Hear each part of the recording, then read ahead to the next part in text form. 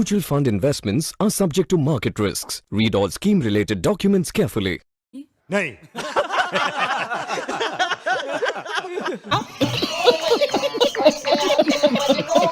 अबे ओ दिवाली की फुलझड़ी जला डालूंगा अभी। जानता है ना तू किससे बात कर रहा है? मजनू बात। Hello everyone, how are you all? I am Sirchandra Mundada और आप देख रहे हैं हमारा YouTube channel Sirchandra Mundada classes and welcome to the learn card family. आज मौजूद है हमारे साथ हमारे एडवांस अकाउंट्स की faculty and financial expert as well C Vivek Malu sir.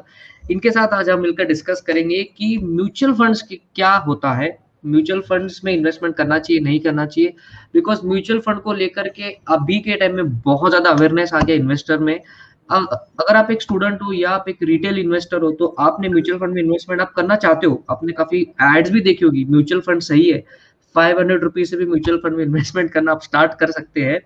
But इसकी पूरी बेसिक से चर्चा आज हम आपके सामने करेंगे। म्यूचुअल फंड क्या होता है, कितने टाइप के म्यूचुअल फंड होते हैं, लिक्विड फंड क्या होता है, और वीडियो के लास्ट तक आपको देखना, बिकॉज लास्ट में आपको थोड़ा सा टिप्स भी देंगे कि एज एन इन्वेस्टर आप कैसा इसमें डिसीजन मेकिंग कर सकते हो। तो Vivek Malu sir, welcome to the video. आज आपके साथ खुलासा करेंगे, चर्चा चाय पे चर्चा होगी यहाँ पे आज। हाँ। तो सर आपसे सबसे पहला सवाल है कि सर म्यूचुअल फंड क्या होता है, लाइक व्हाट इज, बड़ा बेसिक से स्टार्ट करेंगे, what is the mutual fund? Sir आज के टाइम पे तो ये सवाल बहुत जन पूछ रहे हैं कि what exactly is a mutual fund, क्योंकि हम सब जानते हैं और काफी सारे जन देखते हैं स्टॉक मार्केट्स वगैरह में, न्यूज चैनल्स पे देखते रहते हैं कि आज शेयर मार्केट इतना ऊपर है, इतना इतने रिटर्न्स उसने एक साल में दे दिए। ऑलमोस्ट इंडेक्स ने एक साल में 100% रिटर्न तक क्लॉक कर लिए हैं। तो ये सवाल बहुत जनों के दिमाग में आते रहता है और मुझसे कई जन पूछते रहते हैं। We are very much thankful to you कि आप ऐसा वीडियो लेकर आए आपके सभी सब्सक्राइबर्स के लिए और सभी जन जो ये वीडियो देखेंगे यूट्यूब पे। सबसे पहले तो मैं आपको इसका एक बड़ा सिंपल सा एक एग्जांपल के साथ आपको रिलेट करके बताना चाहूंगा कि म्यूचुअल फंड क्या होता है। जैसे अगर हम कोई डेस्टिनेशन जा रहे हैं, मान लीजिए अगर हम कहीं घूमने जा रहे हैं, जैसे दुबई वगैरह घूमने जा रहे हैं, तो वहां पर जाने के आप दो तरीके से प्लानिंग कर सकते हैं। ठीक है, अगर आपका गोल है दुबई जाना है, दुबई घूमना है, तो दो तरीके से उसका प्लानिंग हो सकता है। एक तो आप खुद ही उसका पूरा आइटिनरी बनाएं, आप कहां जाकर रुकने वाले हैं, कौन से मीडियम से जाने वाले हैं। जैसे आप फ्लाइट से जाएंगे तो फ्लाइट कौन सा वाला लेना है, इसके अलावा कौन से होटल्स में रुकना है, कौन से डेस्टिनेशंस को विजिट करना है, वहां का मोड ऑफ कन्वेंस क्या होगा। Everything you can plan it yourself, but this is a very time consuming procedure और उसके लिए आपको वहां का पूरा नॉलेज होना चाहिए। इसके अलावा आपको यहां से ही वहां के अरेंजमेंट्स करने भी होंगे। एक ये तरीका हो गया, और दूसरा तरीका है कि हम एक प्रोफेशनल मैनेजमेंट टीम जैसे हो गया, जैसे केसरी टूर्स हो गए या आपके हीना टूर्स हो गए या और भी जो वेल प्रोफेशनली मैनेज है, प्रसन्ना है, ऐसे बहुत सारे प्रोफेशनली जो हॉलीडेज प्लान करके देते हैं हमें, हम उनके पास जा सकते हैं। जो ट्रैवल एजेंसीज होती है तो वो इस चीज में स्पेशलाइज्ड होते हैं, तो हम लोग उनके पास से जो है सीधा सीधा कॉन्ट्रैक्ट कर सकते हैं और उनसे आइटिनरी बना सकते हैं। तो फिर यहां पर हमने अपना पूरा लोड, पूरा हेडेक उनको दे दिया है, ठीक है, और वो अपने लिए पूरा का पूरा स्ट्रक्चर डिजाइन कर देते हैं और अपने लिए अरेंजमेंट्स कर देते हैं। तो हमें बस कुछ नहीं करना, हमें एंजॉय करना है, रिलैक्स करना है, व्यू करना है वहां पे दुबई में और बस वापस आ जाना है। बिल्कुल यही तरीका है म्यूचुअल फंड में, यही सेम कंसेप्ट है कि अगर आप स्टॉक मार्केट्स हो गया, डेट मार्केट्स हो गए, बॉन्ड मार्केट्स हो गए, अगर आप उसमें खुद में इतना पर्सनली इन्वॉल्व होकर अगर आप इन्वेस्ट नहीं कर पाते हैं, तो आप क्या कर सकते हैं, एक प्रोफेशनली मैनेज जो टीम होती है उसको ये कॉन्ट्रैक्ट दे सकते हैं। वो आपके बिहाफ पे इन्वेस्ट करेगा और वो टीम आपके लिए रिटर्न्स जनरेट करती है। और सबसे जो छोटे छोटे इन्वेस्टर्स होते हैं, जैसे जो 500 रुपए, 1000 रुपए महीने से इन्वेस्ट कर सकते हैं, उनके लिए ऑब्वियसली एक प्रोफेशनल एडवाइस लेना किसी बहुत अच्छे इन्वेस्टमेंट एडवाइजर से वो पॉसिबल नहीं होता है। तो ये जो बड़े बड़े म्यूचुअल फंड्स होते हैं, ये आपका पैसा आपके पास से लेते हैं, इसमें सारे प्रोफेशनल एडवाइजर्स होते हैं, प्रोफेशनल हैंडल करने वाले लोग होते हैं, बड़े फंड मैनेजर्स भी होते हैं उसमें। बिल्कुल बिल्कुल, ये लोग आपसे पैसा लेंगे और फिर ये आपके लिए आपका पैसा इन्वेस्ट करेंगे। बदले में ऑब्वियसली वो थोड़ा सा उनका कमीशन होता है, थोड़ा उनका एक्सपेंस होता है, ठीक है, लेकिन उसमें का ऑब्वियस सी बात है आपको कमाई इतनी करा के दे देंगे कि वो एक्सपेंस आपको कुछ लगने वाला है नहीं, मोर और less.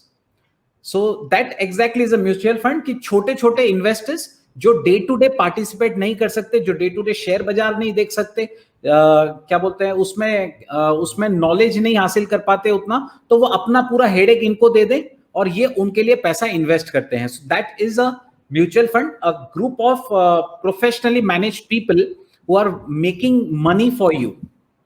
So that is the mutual fund.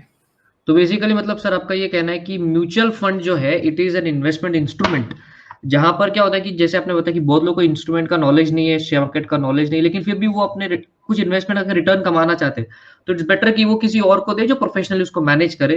तो वो जो फंड जहां पैसा जा रहा है, इन्वेस्टमेंट हो रही है, that is exactly mutual fund. Very rightly said sir. तो सर दैट ये है सर मोर और लेस म्यूचुअल फंड के बारे में. सो इट्स जस्ट लाइक ये आपका एक्सेस करा रहे हैं प्रोफेशनल एडवाइस से, ठीक है. एक स्ट्रीम ऑफ अपॉर्चुनिटीज आपके सामने ओपन कर दी जाती है. आप चाहे तो गोल्ड में इन्वेस्ट कर सकते हैं, आप चाहे तो like there are lot and lot of mutual funds available होते हैं. सो सर शायद मेरे हिसाब से मेरे से भी ज्यादा आपको इसके बारे में नॉलेज होगा, तो आप सर बाकियों को गाइड कर सकते हैं कि what exactly are the different types of mutual funds available in the market. Correct. So हम अब बात करेंगे कि what are the various types of mutual fund. तो सर एक्चुअली ऐसा है कि मोटा मोटी तौर पे म्यूचुअल फंड को सेबी ने 5 हिस्सों में डिवाइड कर रखा है ताकि इन्वेस्टर को इससे बहुत ज्यादा फायदा हो जाए. सबसे पहले तो मैं बताना चाहूंगा कि इंडिया में close to 42 to 43 mutual fund companies है इंडिया में, जिनके हजारों प्रोडक्ट्स है. मतलब अगर आप आईसीआईसीआई का म्यूचुअल फंड का हाउस देखें तो उसमें बहुत सारे प्लान आपको दिख जाएंगे. ग्रोथ प्लान, डायरेक्ट प्लान, फिर आदित्य बिरला में Aditya Birla Sun Life, digital India plan. तो ऐसी actual companies there are 42 to 43 mutual fund companies, और उन कंपनीज ने अपने बहुत सारे प्रोडक्ट्स बनाए हुए हैं. लेकिन इन सभी प्रोडक्ट्स को हम मोटा मोटी तौर पर 5 कैटेगरी में डिवाइड कर सकते हैं. तो सबसे पहला तो बड़ा सिंपल है, एक होता है इक्विटी ओरिएंटेड म्यूचुअल फंड. तो बेसिकली ये वो फंड है जहां पर आपका जो पैसा है ये सीधा स्टॉक मार्केट में इन्वेस्टमेंट होने वाला है. फिर इसमें अलग अलग सेक्टर्स में इन्वेस्टमेंट कर सकते हैं. कोई ऑटोमोबाइल सेक्टर के लिए फंड बना होता है, हो सकता है कि अब जैसे मैंने जो नाम लिया Aditya Birla digital India fund, जो कि इंटरनेट कंपनी, जो कि टेक कंपनीज है, बस उसी के स्टॉक में इन्वेस्टमेंट करने वाला ये एक फंड है. बट तो ये इक्विटी ओरिएंटेड ही होगा. मतलब अगर कोई इन्वेस्टर सिर्फ टेक्नोलॉजी में इन्वेस्ट करना चाहे तो वो भी ये डायरेक्ट फंड ले सकता है. डेफिनेटली. तो उसका नाम ही Aditya Birla digital India fund.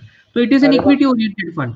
मतलब जैसे इन्फोसिस, टेक महिंद्रा, एचसीएल, ऐसे जो टेक्नोलॉजी कंपनीज है उनके स्टॉक्स में ये इन्वेस्टमेंट करता है ये म्यूचुअल फंड. सो दैट एक टाइप हो गया इक्विटी ओरिएंटेड.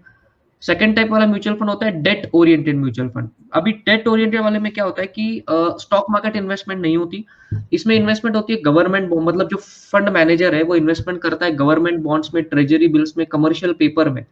तो it is less risky as compare to equity oriented, because equity oriented stock market के हिसाब से चलेगा, बिकॉज इन्वेस्टमेंट स्टॉक मार्केट में है. और लिक्विड, हाँ वो फाइनेंस का एक रूल तो है ही, higher the risk higher the return. आपको इक्विटी ओरिएंटेड में मिलेगा, लेकिन आप कम रिस्क. जैसे शेयर बाजार ऊपर नीचे होगा, मेरा रिटर्न्स भी ऊपर नीचे होते रहेगा इक्विटी में. डायरेक्ट लिंक्ड है उससे इक्विटी ओरिएंटेड. लेकिन सर हमारे जैसे कमजोर दिल वालों के लिए क्या काम का है फिर, हम तो इक्विटी से डेट ओरिएंटेड म्यूचुअल फंड के लिए जा सकते हैं सर. बिल्कुल, जहां पर जो है काफी रिस्क फ्री हम उसको कह सकते हैं कि इन्वेस्टमेंट होती है, तो उसका रिटर्न भी काफी स्टेबलाइज होता है. That is a date oriented mutual fund. उसके में इंस्ट्रूमेंट लोन जैसा हम देते हैं जिसमें धीरे धीरे इंटरेस्ट बढ़ते रहता है. बिल्कुल उसी तरीके से होगा. हाँ, वो स्टेबलाइज रेट ऑफ रिटर्न है. और मतलब अगर मार्केट एकदम ऊपर चला गया, नीचे चला गया, इससे आपके रिटर्न पे फर्क नहीं पड़ेगा, आपका रिटर्न कांस्टेंट चलेगा. सो रिस्क फ्री, और ये वाला है आपका डेट ओरिएंटेड. अगला टाइप होता है बैलेंस्ड फंड, या उसको कह लो हाइब्रिड फंड. अब तो ये नाम से पता लग गया होगा कि हाइब्रिड फंड में थोड़ा सा इक्विटी ओरिएंटेड होता है, थोड़ा सा डेट ओरिएंटेड होता है. अब ये रेशियो मोटा मोटी तौर पे 60-40 के रेंज में होता है, 60 equity 40 debt. But that again depends कि वो किस कंपनी का प्रोडक्ट है और कैसा उनका अप्रोच है. ये हो गया बैलेंस फंड. फिर अगले टाइप का फंड होता है, फोर्थ टाइप का होता है सोल्यूशन ओरिएंटेड, या उसको हम दूसरी भाषा में कहते हैं ऑब्जेक्ट ओरिएंटेड फंड. जैसे अगर किसी को रिटायरमेंट प्लानिंग के लिए, कि भाई जब मैं गवर्नमेंट जॉब वाले जो होते हैं उनको रिटायरमेंट प्लानिंग वो करते हैं, बिकॉज ऐसी गवर्नमेंट के लोग तो शायद ही काम करते हैं गवर्नमेंट ऑफिस में, उनको आदत सी हो जाती है कि पैसा तो आना ही है. बट एक बार जब वो रिटायर हो जाएंगे तो उनके पास एक फिक्स सम ऑफ मनी चाहिए जिससे उनको रिटर्न आना चाहिए. तो ऐसे कुछ होते हैं प्लान्स की जो रिटायरमेंट प्लान के म्यूचुअल फंड है. चाइल्ड मैरिज के जो है वो म्यूचुअल फंड हो सकता है. चाइल्ड मैरिज मतलब not exact child marriage, child जब बड़ा हो जाएगा उसकी मैरिज के लिए उस ड्यूरेशन तक का फंड आपने बना लिया, उसके एजुकेशन के लिए फंड आपने बना लिया, कस्टमाइज जो होते हैं. तो उसको हम लोग बोलेंगे सर ऐसे ऐसे इस पे कुछ लॉक-इन्स का भी ऐसे कुछ कांसेप्ट मैंने शायद सुना है हाँ, कि डेफिनेटली ऐसे होता है। ओके करेक्ट, ओके बिकॉज अगर आपका इसमें एक तो जो सॉल्यूशन ओरिएंटेड होते हैं उनका duration is normally long term, because कुछ लॉन्ग टर्म में आपको चाहिए तो लॉक इन वो आपसे करवा लेंगे।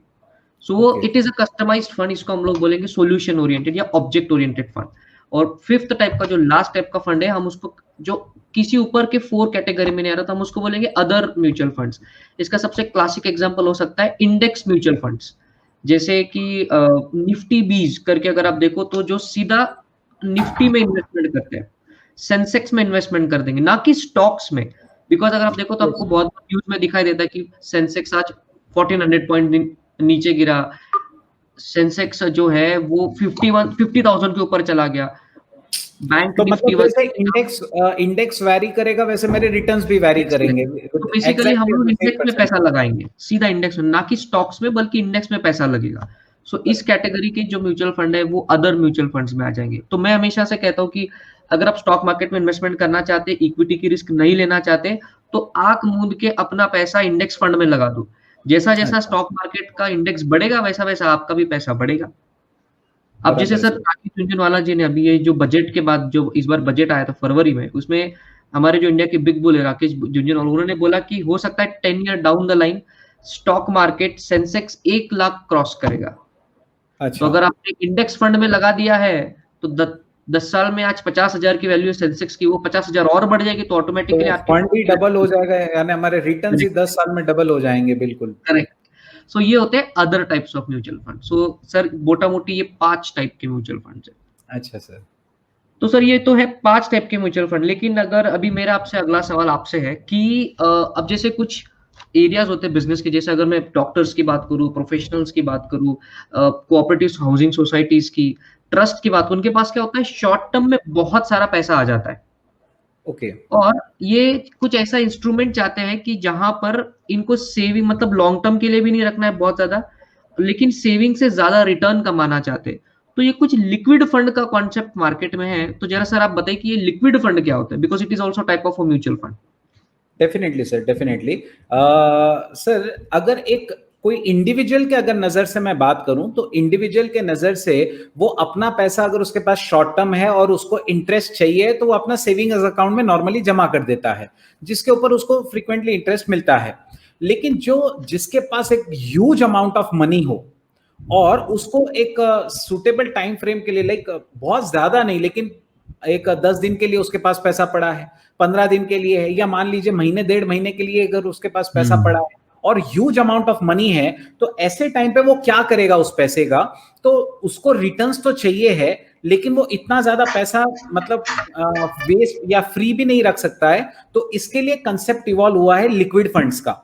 लिक्विड फंड्स कह सकते हैं आप, लिक्विड बीज कह सकते हैं, जो लिक्विड म्यूचुअल फंड्स में इन्वेस्ट करती है। तो ये कंसेप्ट क्या होता है कि यहाँ पर ये लिक्विड फंड्स या लिक्विड बीज जो होते हैं, ये शॉर्ट टर्म पेपर्स खरीदते हैं मार्केट से। शॉर्ट टर्म कमर्शियल पेपर्स हो गए, बॉन्ड्स हो गए, ट्रेजरी बिल्स हो गए गवर्नमेंट ऑफ इंडिया के, ठीक है। तो इस तरीके के जो शॉर्ट टर्म इंस्ट्रूमेंट्स होते हैं, लाइक मोर और लेस 90 डेज तक के जो ये शॉर्ट टर्म इंस्ट्रूमेंट्स होते हैं, ये इसमें पैसा इन्वेस्ट करते हैं और उनको फिक्स रेट ऑफ रिटर्न उसके ऊपर मिलते रहता है।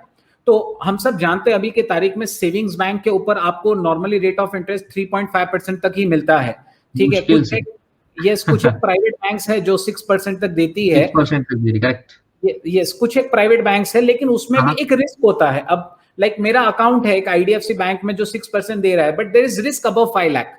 अगर अबव 5 लाख मान लीजिए कल बैंक अगर उड़ गया तो मेरे को ऑब्वियस बात है इंश्योरेंस मेरा 5 लाख तक का ही है बैंक का डिपॉजिट पर। So there is always a risk in having every money in one bank account. तो ऐसे केसेस में is always better to go for liquid funds और liquid bees. Plus savings bank account होना ये मोर और less सिर्फ individuals के लिए काम का है। अगर सोसाइटीज, जैसे आपने मुझसे पूछा कि सोसाइटीज के पास अगर बहुत सारा पैसा है तो वो क्या करे, तो वो लिक्विड फंड्स में, लिक्विड बीज में इन्वेस्ट कर सकती है फॉर शॉर्ट टर्म। लेकिन हाँ, मैं क्लियरली कहना चाहूंगा जिसका इंटेंशन शॉर्ट टर्म का है, 90 दिन तक का ही अगर आपको इन्वेस्ट करना है तो आप लिक्विड बीज में जाइए। अगर आप उससे थोड़ा ज्यादा इन्वेस्ट करना चाहते हैं तो आप शॉर्ट टर्म फंड्स में इन्वेस्ट कर सकते हैं, शॉर्ट टर्म डेट फंड्स में। लिक्विड फंड और शॉर्ट टर्म डेट फंड में भी थोड़ा सा डिफरेंस हो जाता है क्योंकि ये 1 साल तक चल जाता है फिर, और लॉन्ग टर्म डेट फंड्स जो होते हैं वो 1 साल से भी आगे तक के होते हैं फिर। सो लिक्विड फंड्स या liquid bees clearly up to a period of 90 days अगर आप करना चाहते हैं तो ही करिए फॉर फिक्स्ड रिटर्न्स। राइट, तो मतलब ये सेविंग बैंक में पैसा पार्क करने से अच्छा लिक्विड फंड में पार्क करे तो थोड़ा रिटर्न सही मिलेगा। बिल्कुल। इवन मैं एक और एग्जांपल देना चाहूंगा सर, कई बार क्या हो जाता है, कुछ लोग जैसे घर लेते हैं वगैरह, तो निगोशिएशन जब उनका चलते रहता है तो उसके पहले वो काफी हद तक जो डाउन पेमेंट वो करने वाले हैं या जो पहला पेमेंट वो करने वाले हैं उसको पहले से इकट्ठा करके रख लेते हैं, और उन्हें पता होता है कि ये पैसा अपने को थोड़े ही दिन में लगने वाला है घर की पेमेंट करने के लिए।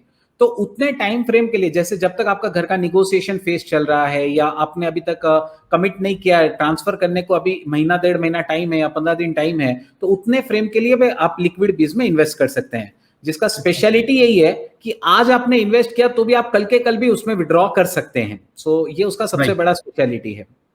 Right sir, right, definitely sir. जैसे मैंने कई सारे प्रैक्टिसिंग सीरीज को, इवन वी डू कंसल्टेंसी, तो हमारे पास अब जैसे सम क्लाइंट्स आर डॉक्टर, अभी कोरोना वायरस के टाइम पे भी हॉस्पिटल्स के पास अभी बहुत कैश जनरेट हो रहा है, तो और उनका उतना एक्सपेंडिचर भी हो रहा है, बट एक्सेस कैश उनके पास जनरेट हो रहा है, एक्सेस रिटर्न उनके पास जनरेट हो रहे हैं। तो what we are suggesting them is आप इसको 3 मतलब थोड़े लगभग 2-2.5 महीने के लिए नॉर्मल करंट अकाउंट में ना रखते उसको लिक्विड फंड में पार्क कर दीजिए, ताकि आपको सही सा रिटर्न मिले। जैसे आपने बताया कि उसको पार्किंग के लिए ना कि करंट में रखे, बल्कि उसको बेटर है कि उसको लिक्विड में रखेंगे तो उसको रिटर्न भी बहुत अच्छा मिलेगा। प्रैक्टिकली अगर मैं बोलूं ना सर, तो मेरा ब्रदर भी बिजनेस करता है, तो उसको पेमेंट्स जो करनी होती है वो सैटरडे को करनी होती है। अच्छा। और उसको कलेक्शन जो है वो पूरे वीक में आते रहता है, जैसे मंडे को कुछ चेक्स आ रहे हैं, ट्यूसडे को आ रहे हैं, तो वो जितना भी पेमेंट्स आते रहता है वो पूरे वीक में पहले डिपॉजिट करता है लिक्विड बीज में, और फ्राइडे को या रिडेम्पशन रिक्वेस्ट डाल देता है, तो सैटरडे को उसके अकाउंट में पैसा आ जाता है पेमेंट्स। सो इंटरेस्ट का अर्निंग भी हो जाता है साइड बाय साइड उसका। That is a smart use of funds. Yes, exactly, sir. Exactly. Definitely. So this is how liquid fund works, we can say. इसके अलावा सर आप नए न्यू यंगस्टर्स को आप कुछ टिप्स देना चाहेंगे कि म्यूचुअल फंड सिलेक्ट करते टाइम कौन कौन सी चीजों का ध्यान रखना चाहिए? डेफिनेटली। अब जैसे कई बार म्यूचुअल फंड की टीवी पे एडवर्टाइजमेंट आती है कि म्यूचुअल फंड्स में investments are subject to market risk, please read the documents before investing. ये वही लाइन है सर जो आपने धीरे बोलिए, लेकिन ऐड में बहुत जोर से फास्ट बोल देते हैं। वो मैंने इसलिए स्लो बोला कि ताकि समझ में तो आए कि बोले क्या है वो। करेक्ट। तो सर बेसिकली ये जो मैं कुछ बताना चाहूंगा tips mutual fund investment, even students जो आर्टिकलशिप कर रहे हैं वो भी अपने स्टाइपेंड से कुछ अमाउंट बचा के म्यूचुअल फंड में इन्वेस्टमेंट कर सकते हैं। कुछ इंपॉर्टेंट बातें जो आपको देखनी चाहिए, सबसे पहले आपको देखना चाहिए कि क्या किसी म्यूचुअल फंड पर एंट्री या एग्जिट लोड है। नॉर्मली किसी म्यूचुअल फंड में एंट्री लोड तो नहीं होता, लेकिन अगर आपको लॉक इन पीरियड दिया हुआ है उसके पहले आप अगर विड्रॉल करते हो तो आपको हैवी एग्जिट लोड लगेगा। ओके। और नॉर्मली ये मैंने लिक्विड फंड्स में भी देखा हुआ है कि अगर आप इन्वेस्टमेंट करते हो and with in 6 to 7 days अगर आप पैसा विड्रॉ करते हो तो इवन लिक्विड फंड्स पे आपको एग्जिट लोड लगेगा।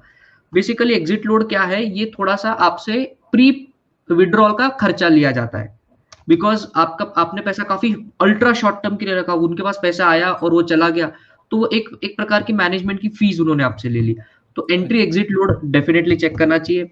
अगला जो पॉइंट आपने चेक करना चाहिए वो होता है एक्सपेंस रेशियो। जैसा कि सर आपने स्टार्टिंग में बताया कि म्यूचुअल फंड क्या होता है, बेसिकली एक बहुत ही बढ़िया प्रोफेशनल मैनेजमेंट होती है जो 100 लोगों से अगर उन्होंने पैसा लेके फंड बनाया उसको वो मैनेज करेंगे। लेट अस से फॉर एग्जांपल कि साल भर में उनके पास 1000 रुपए का गेन बना, उस म्यूचुअल फंड पे 1000 रुपए का उनको गेन बना, तो ये 1000 रुपए वो क्या करेंगे फिर अपने इन्वेस्टर में डिस्ट्रीब्यूट करेंगे, म्यूचुअल फंड जिन्होंने लिया है यूनिट्स। बट ये 1000 रुपए पूरा डिस्ट्रीब्यूट नहीं करेंगे, उसमें से कुछ पैसा वो अपनी मैनेजमेंट फीस बोलकर रख लेंगे। इसी को पॉपुलरली हम लोग कहते हैं एक्सपेंस रेशियो। सर तो ऐसा नहीं हो सकता लाइक मेरे पैसे के ऊपर वो लोग इतना अर्न कर रहे हैं और आधे से ज्यादा सब एक्सपेंस बोल के निकाल लेंगे, तो फिर मेरे पास में क्या बचेगा?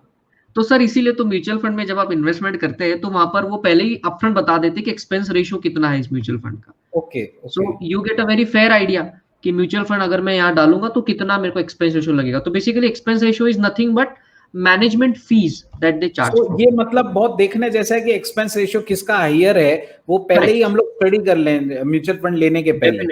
डेफिनेटली।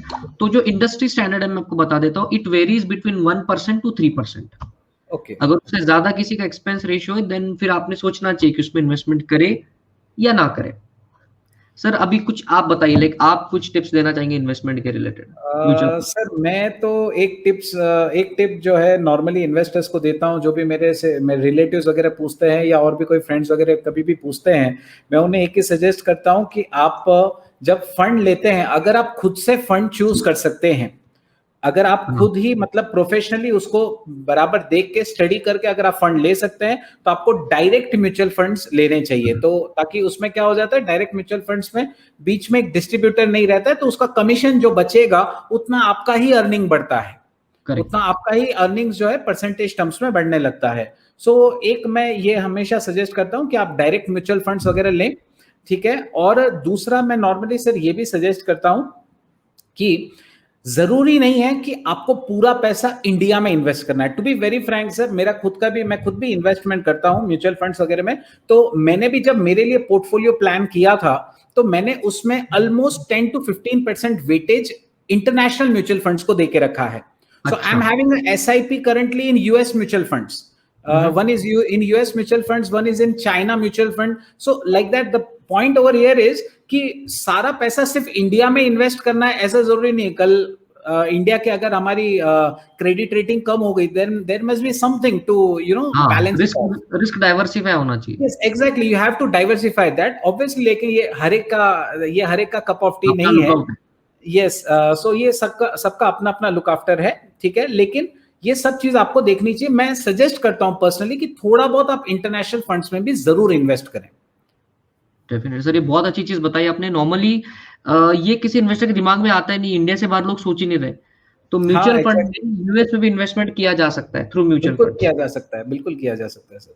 ओके, तो सर कौन से मतलब वो अपने ब्रोकर के थ्रू होता है या कैसे होता है, कुछ बताइए सर उसके बारे में। नहीं सर, कोई जरूरी नहीं कि आपको किसी ब्रोकर के थ्रू जाना है। बिल्कुल आप ऑनलाइन घर बैठे बैठे ही कर सकते हैं सर, ठीक है। जैसे बहुत सारे म्यूचुअल फंड्स है, एडेलवाइस के म्यूचुअल फंड्स है, मोतीलाल ओसवाल ने बहुत सारे म्यूचुअल फंड्स निकाले, जिसमें टॉप में मोतीलाल ओसवाल का नैस्डैक फंड है। मोतीलाल ओसवाल ने अभी S&P 500 के ऊपर भी म्यूचुअल फंड निकाला है, ठीक है। सो there are a lot of mutual funds available which you can comfortably invest from the comfort of your home. Okay, आप घर पर बैठ के आराम से उसमें इन्वेस्ट कर सकते हैं और इनफैक्ट SIPs भी शुरू कर सकते हैं। आपको किसी ब्रोकर की जरूरत नहीं होती, सिर्फ आपका KYC ऑनलाइन हो जाना चाहिए। एक बार KYC आपको कराना होगा, ठीक है। KYC अगर आपका अपडेटेड है तो ये सब आप घर बैठे बैठे कर सकते हैं sir. Definitely. So sir that was बहुत ही बढ़िया चर्चा आई गेस हमने हमारे स्टूडेंट्स के लिए और सारे ही जो हमारे चैनल का व्यू जहाँ से व्यूअरशिप आ रही है वहां पे हम लोग उनके बहुत अच्छा एक टिप्स हमने उनको बता दी कि what is a mutual fund. Basics overall हमने चर्चा करी, what is a mutual fund, कितने टाइप्स होते हैं, लिक्विड फंड क्या होता है, और इन्वेस्टमेंट करने के पहले किन दायरों को उन्होंने देखना चाहिए। So that was very good. और सारे जो अभी इस वीडियो को देख रहे हैं, अगर आपको कुछ भी, अगर आप चाहते हो कि किसी और फाइनेंस के टॉपिक पे भी हम वीडियो बनाए, हम तो बनाने वाले, what we have decided is हफ्ते में एक बार हम एक वीडियो बनाएंगे फाइनेंस से रिलेटेड, फिर चाहे वो स्टॉक मार्केट का हो, म्यूचुअल फंड इन्वेस्टमेंट का हो, रिटायरमेंट प्लानिंग हो, कुछ तो finance related we will put up video. And if you want that we should come up with a new video on some finance topic जो आप चाहते हैं हमसे, तुरंत कमेंट सेक्शन में कमेंट कर दीजिए। आपकी हर एक कमेंट हम बहुत ही शिद्दत से पढ़ते हैं और उस पर एक वीडियो लेकर आने का हमेशा हमारा ट्राई होता है। So thank you for watching. And yes, बहुत इंपॉर्टेंट बात है, विवेक मालू सर के एवरी डे अभी चल रहे हैं एडवांस अकाउंट्स के लेक्चर, तो डेफिनेटली उसको एवरी डे 4 PM आप देखना ना भूले। अमालगमेशन ऑफ कंपनीज के लेक्चर चल रहे, बहुत ही अमेजिंग सा रिस्पांस आ रहा है, that is good to see. Sir anything you would like to add? बस सर, अभी तो अमालगमेशन का हमारा अकाउंट्स का लेक्चर्स चल रहा है, ठीक है। बहुत ही जल्दी फुल फ्लेज बैचेस भी स्टार्ट होने वाली है। डेफिनेटली स्टूडेंट्स जो है उसके लिए एनरोल कर सकते हैं, और फास्ट ट्रैक सेशंस भी हमारे चल ही रहे हैं इन व्हिच वेज। डेफिनेटली। इसी वीडियो के डिस्क्रिप्शन में आपको टेलीग्राम चैनल का लिंक मिलेगा, आप उस पर जाकर ज्वाइन कर सकते हैं। अगर आप बैचेस के और प्रोडक्ट से रिलेटेड कुछ इन्फॉर्मेशन चाहते हैं तो हमारे चैनल के अबाउट सेक्शन में आपको नंबर देके वहां पर हमें डेफिनेटली कॉन्टैक्ट कर सकते हैं। Thank you for watching, keep liking and keep sharing.